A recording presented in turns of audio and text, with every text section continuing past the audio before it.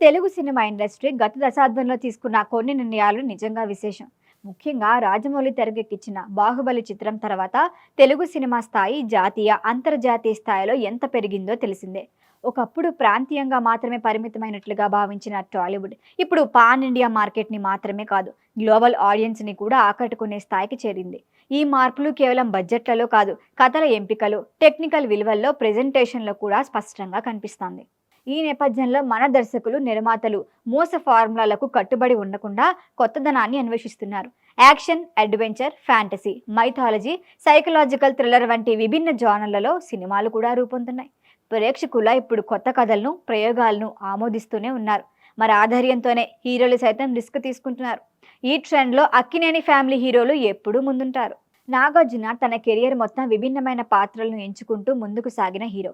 Romantic హీరోగా, mass హీరోగా, భక్తి పాత్రల్లో, యాక్షన్ రోల్స్లో, ఇలా అన్ని కోణాల్లో తనని తాను నిరూపించుకున్నారు. ప్రస్తుతం ఆయన తన 100వ సినిమాను చేస్తున్నాడు అనే వార్త అభిమానుల్లో ప్రత్యేక ఆసక్తిని రేకెత్తిస్తోంది. 100 సినిమాల మైలురాయిని చేరుకోవటం సాధారణ విషయం కాదు. ఇదొక నటుడి ప్రయాణానికి ప్రతీక. ఇక నాగచైతన్య కూడా తండ్రి బాటలోనే ప్రయోగాలకు వెనుకాటం లేదు. కార్తిక్ దండు దర్శకత్వంలో వృషికర్మ అనే అడ్వెంచర్ జానర్ చిత్రంలో నటిస్తున్నాడు. ఇది అతని కెరియర్లో కొత్త కోణాన్ని చూపించే సినిమా అవుతుందనే అంచనాలు ఉన్నాయి.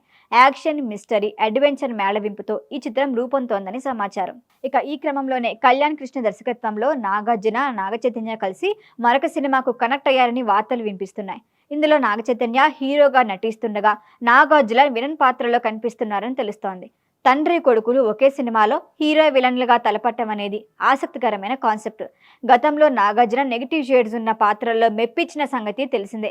అలాంటి అనుభవమే ఈ చిత్రానికి మరింత బలం చేకూర్చే అవకాశం కూడా ఉంది.